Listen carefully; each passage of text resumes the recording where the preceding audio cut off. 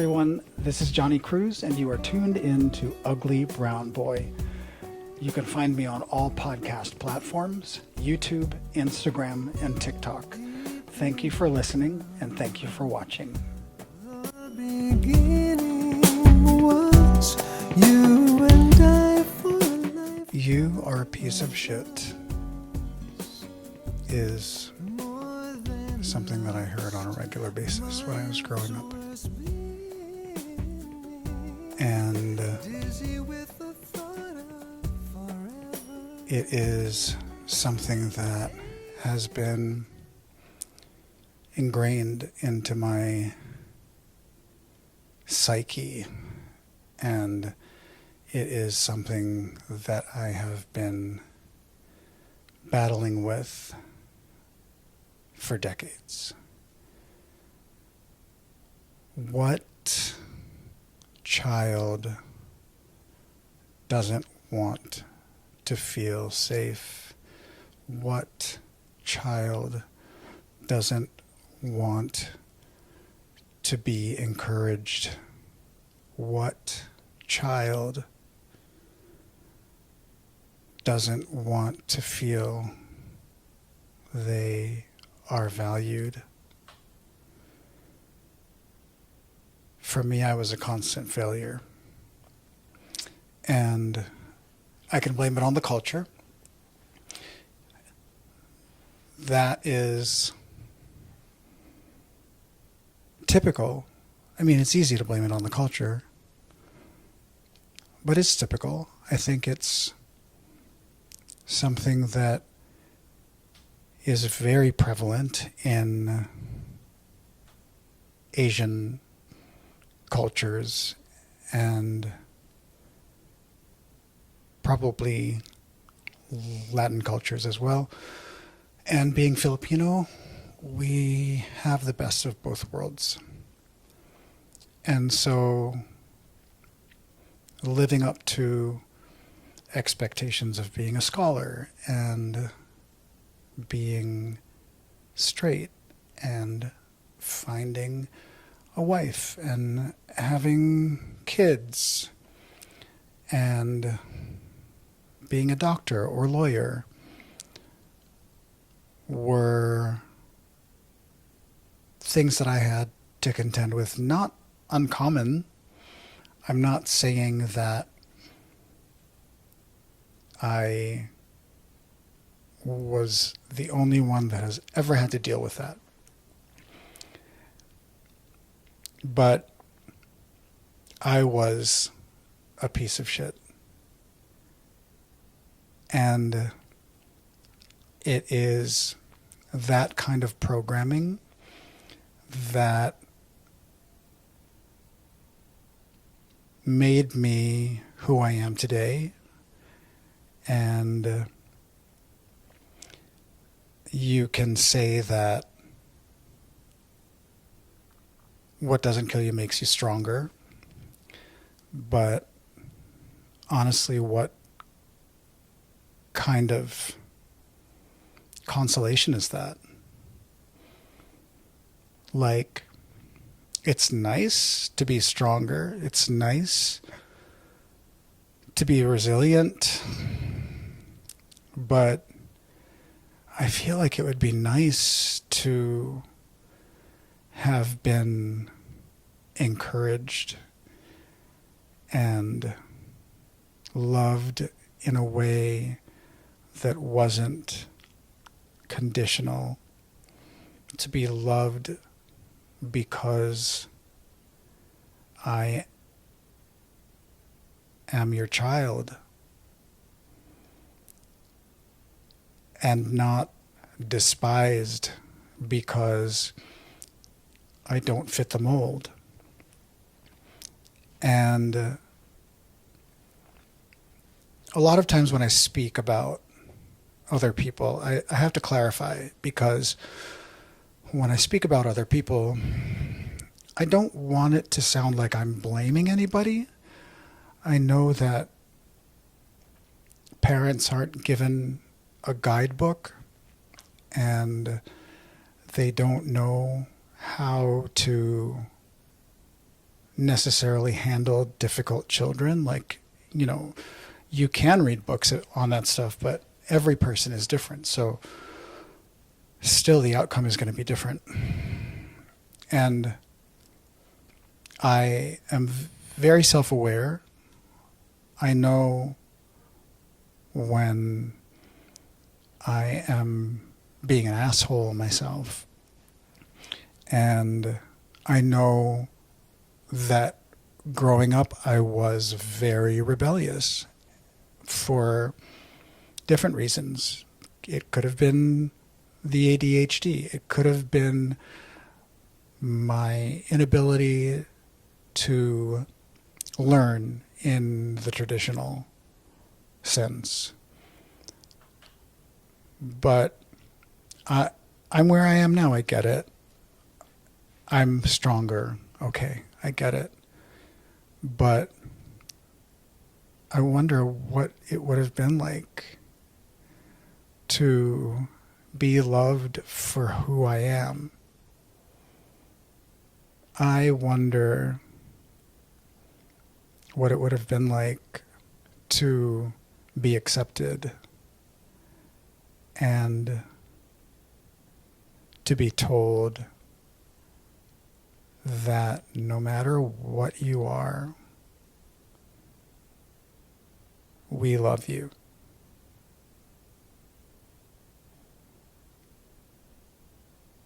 I dream of that kind of support. And of course I have it now. I mean, people learn, right? People learn and people change. But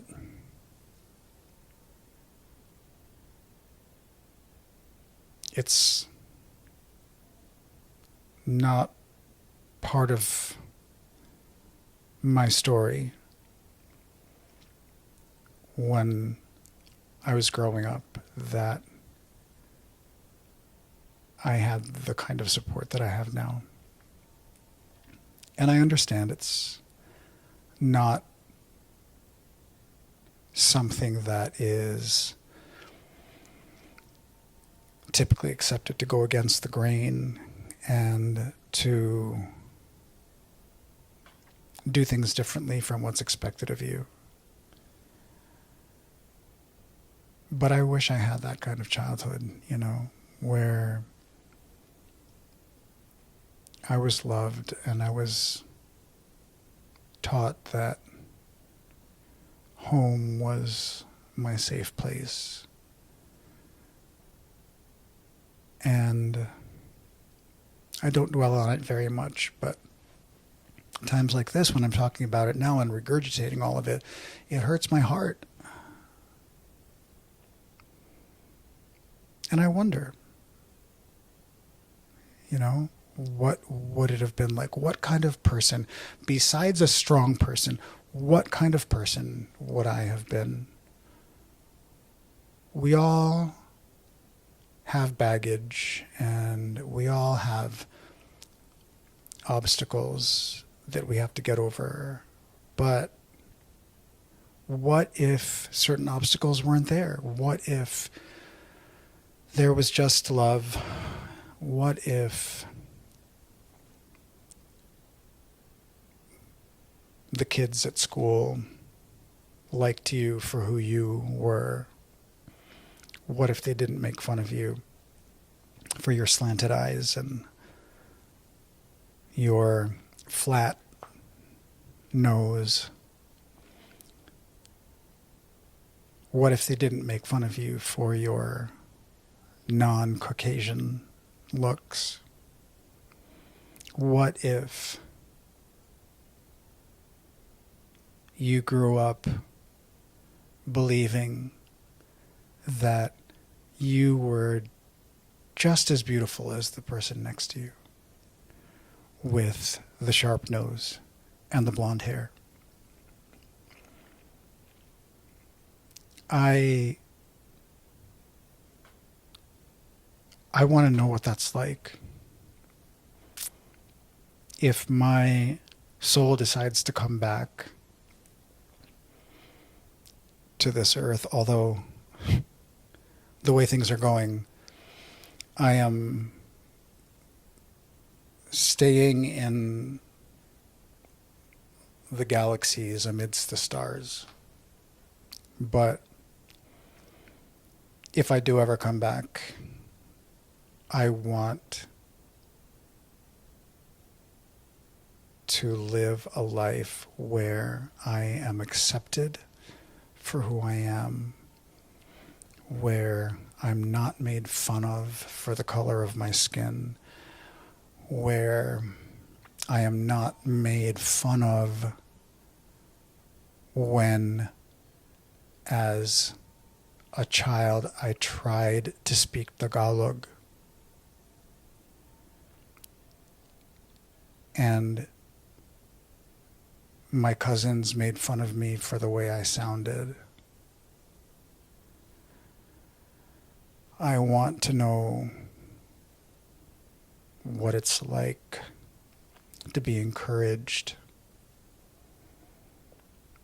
Like, oh yeah, no, don't say it like this. Like, if you say it like this, then you sound like an American. Let's try to get you to pronounce things. You hear it at home, so let's see if you are actually able to form the words and the sounds and the syllables with your mouth so that you can sound like a native speaker. I do now because of me and because of two older Filipina women in the valley in California, the San Fernando Valley, where I worked after high school. I worked in an office building, and the two older Filipinas befriended me, and they wanted to learn how to speak English properly. And with my history of my cousins and my relatives making fun of the way I sounded when I tried to speak Tagalog, which made me not want to speak Tagalog at all, these women, when they asked me if I could teach them to speak English properly, I agreed. But there was only one condition. Don't laugh. We don't laugh at each other. We don't make fun of each other. And yeah, you could say, oh, they were just kidding. They didn't mean anything by it. But fuck that. Like, stop making fun of people, like, unnecessarily when they are trying something new or when they're just trying. Why discourage that? But, that's how people are when they don't know any better. They were kids. But with these two women, God bless them, I helped them with their English. They helped me to form my words in Tagalog properly.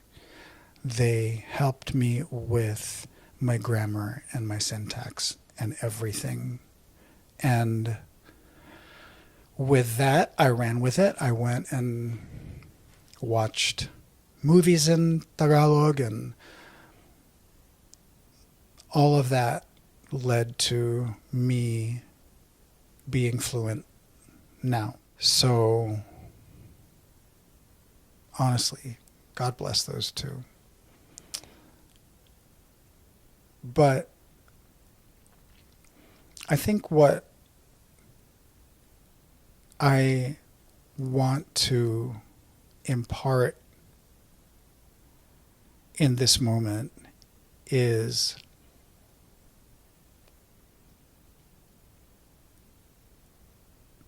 the ability to find understanding, the ability to understand. Because there is nothing better than being seen and heard and understood. And it helps you grow, and it helps you feel like you belong, that there's empathy in the room, and there is nothing like knowing people are on your side. And this was a struggle growing up, not only being brown and dark-eyed with different shaped eyes and a different shaped nose, but also being gay and living with depression and anxiety and not being able to learn things the same way as other people, therefore not being able to succeed in the same way, in that traditional way of succeeding. And there wasn't a lot of understanding from what I remember. I did things differently. I was all of those things, and I was told to be different by family, by the church, by people in school making fun of me, making me want to not want to be who I actually am. And it was a very, very long journey to get to where I am now. And I still don't completely love myself, but it's most certainly better than it was before. But being different and having characteristics and traits that are not common, I found it difficult to find understanding from people. One of those situations was when I was with a former boyfriend for a couple of years. I got into a fight with my parents, and I was asked to leave the house and not come back, and I did. Indignantly, I left. And I found my own way. And years later, I tried to reconcile first with my mom, and she came to visit me where I worked, and I wanted to buy her lunch. So she came in, I was happy to see her, and I told her how my boyfriend and I wanted to go to the Philippines together. And after 2 years of being together, she suggested that when we go, that we can both find wives there. And so that naturally set me off. And in that situation and in similar situations. From then on, there was no understanding. Things are different now, and Justin is loved. But every once in a while, I hear about discussions about how I'm wrong in pursuing the life that I live and loving who I love. And as usual, Bible scriptures are quoted, and I hear similar things. Love the sinner, but hate the sin, which is just a shitty way of making yourself feel better, when in essence you're just saying, I hate everything about you. But it's very harsh to think that, oh no, I don't hate everything about you. I just hate your sin. And what the fuck does that mean? You hate my sin? Like, what the fuck are you talking about? Do you love me or do you not love me? So that's one thing. And then the other thing that I hear so often is, I don't condone your behavior. My behavior? Condone? My behavior of loving somebody else. You don't condone that. Look up condone in the dictionary. Like, I don't need your approval. I don't ask for your approval. And my behavior is none of your concern. But it is the focus of the church.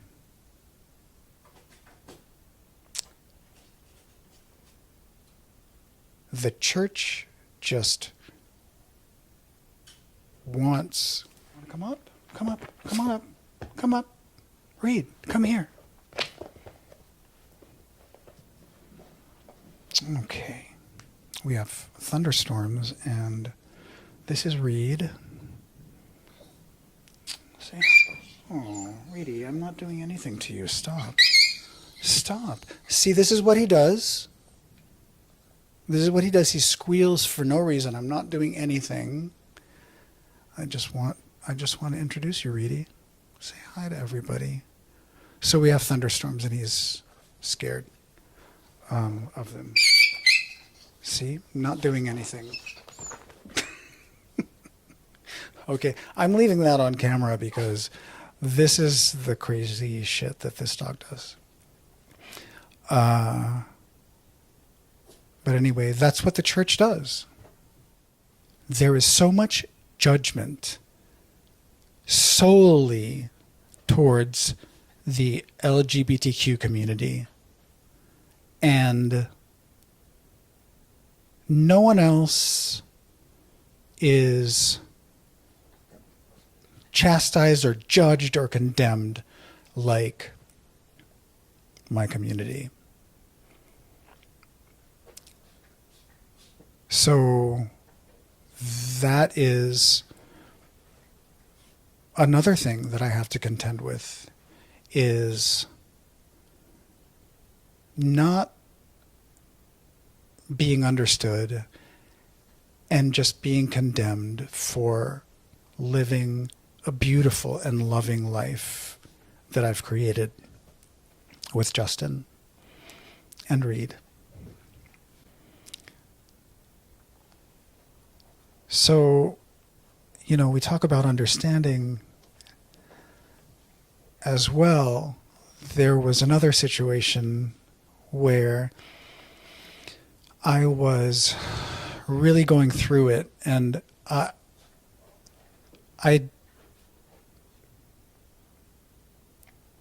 it's not a secret that I have been living with major depressive disorder and anxiety and ADHD all my life. But when I went through a really bad breakup, I was talking to my ex and I was distraught and I was a mess, like straight up, I was just a mess. And I was threatening to kill myself. And so he called my best friend at the time, and she did not contact me. I found out later that she called other friends and told them what was happening. So they called me and they ended up staying with me, making sure that I was okay, making sure that I got through the night. My friend Sean stayed with me for several nights. And after that period, my best friend at the time, who sounded the alarm, called me and asked if I wanted to meet her for lunch. And this was after she ghosted me for about 2 or 3 months. I texted her, she didn't respond, and then finally she invited me to lunch and we met, and she said, I just want to get this off my chest. When you were suicidal, it really upset me and I didn't like it. And it made me really, really uncomfortable. To which I responded, I'm not exactly sure how to respond to this. In my mind, I wanted to smack her across the face, but I said, do you want to discuss any of what I was going through, or are we just here to hash out how I made you feel? So the discussion after that is a bit of a blur, but we continued our friendship. And I decided, she's my best friend. Let me just forget about it and not end this relationship.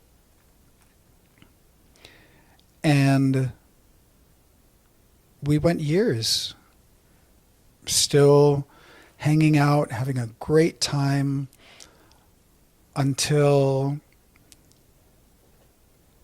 I one day said the wrong thing and she got really upset, and I realized what I had done and I apologized. I was like, I'm really, really sorry. I'm so sorry. And she couldn't forgive me. And I let things cool off, and I reached out to her a few times. She didn't respond, and she finally reached out to me again, and she acted as though nothing was wrong. And I was like, is everything okay now? Like, are you still angry with me? And she was like, angry about what? And I was like, okay. The story got even more twisted about how I offended her and how I reacted. I ended up saying, I think our friendship has run its course. And it was worse than that, but that's the gist of it. I think this friendship has run its course. And in the process of the whole back and forth and the bickering and bitching,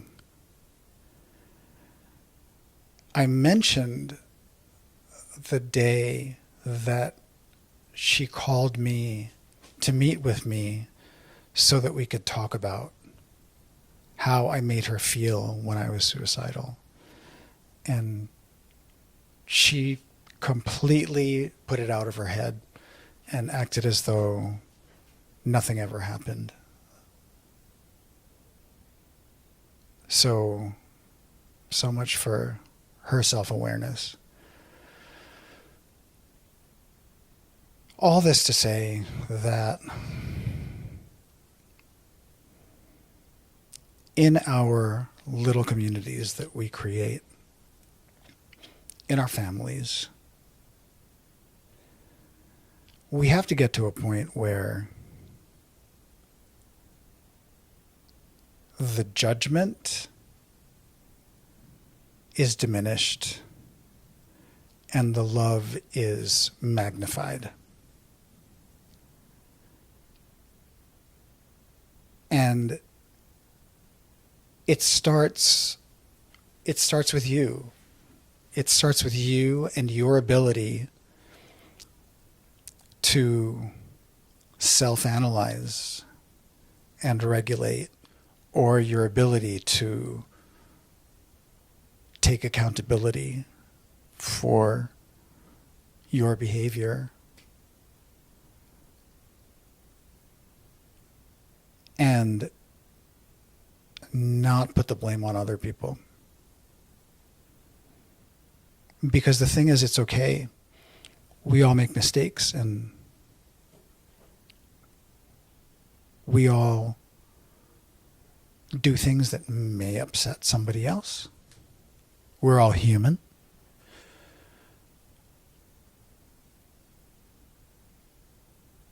But we have to be accountable to one another. And we have to magnify the love.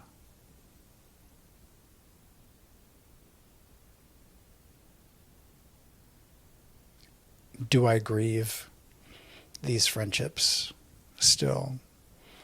Do I grieve the little boy that could have been me? The little boy that could have been sitting here? Yeah, I do. But I don't know. It made me stronger, but it also gave me a voice. All the shit that I went through gave me a perspective. And what I want to do now is share this perspective with all of you. And hopefully make things better. So do what you have to do. Meditate. Be a little bit more introspective. And be open to being wrong. Be open to needing to change. And be open to needing to learn different things so that it can bring about the good in your relationships and the good in these situations. Just some food for thought. I really appreciate you guys tuning in, and I'll see you next Tuesday.